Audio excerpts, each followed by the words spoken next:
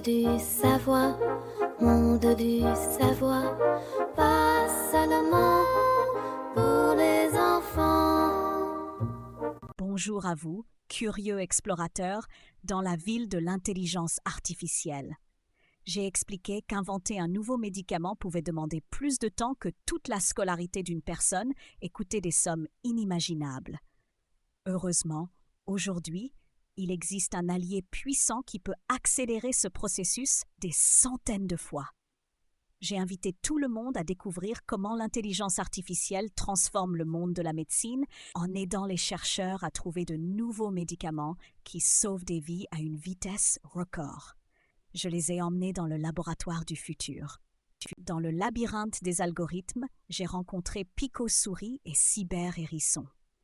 Pico-Souris pensait que l'intelligence artificielle créait des médicaments en mélangeant à toute vitesse tous les ingrédients possibles du monde jusqu'à tomber par hasard sur la bonne combinaison. Cyber-Hérisson croyait que c'était un robot spécial qui lisait dans les pensées des cellules malades et leur demandait de quels médicaments elles avaient besoin, puis le fabriquait pour elles. J'ai expliqué que ce processus ne reposait ni sur le hasard, ni sur la lecture des pensées. L'intelligence artificielle analyse d'immenses bases de données pour prévoir quelle substance sera la plus efficace contre une maladie précise. Et dans le tunnel des idées, j'ai rencontré Hyperkangourou et Robolapin. Hyperkangourou a raconté que dans son laboratoire, l'intelligence artificielle avait aidé à trouver un nouvel antibiotique. Elle avait analysé des milliers de substances connues et découvert que l'une d'elles, à laquelle personne n'avait pensé ainsi auparavant, pouvait combattre une bactérie dangereuse. Robolapin a donné un exemple sur les tests de médicaments. Il a expliqué qu'avant de donner un médicament à un vrai patient, on pouvait d'abord simuler son effet sur un modèle numérique du corps humain, ce qui permettait de prévoir d'éventuels effets secondaires et d'accélérer les recherches. J'ai trouvé que ce sont d'excellents exemples.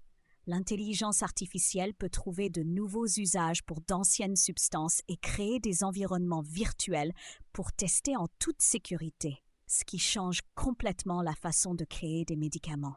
Dans la galerie des inventions, j'ai rencontré Holocaméléon et Neurosinge.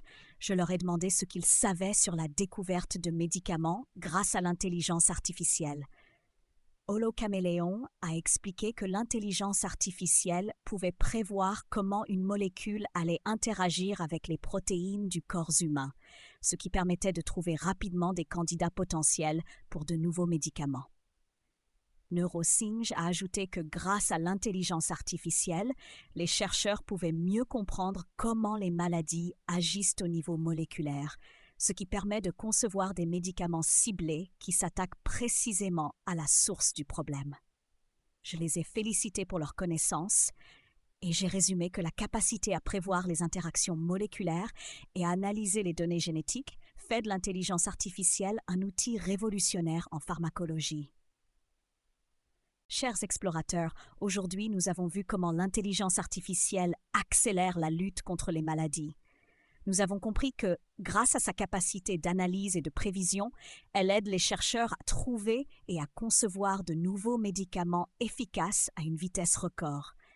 C'est un bel exemple de la façon dont la technologie, associée au savoir humain, peut servir notre santé et sauver des vies partout dans le monde. J'ai donné rendez-vous à tout le monde pour de prochaines découvertes dans la ville de l'intelligence artificielle.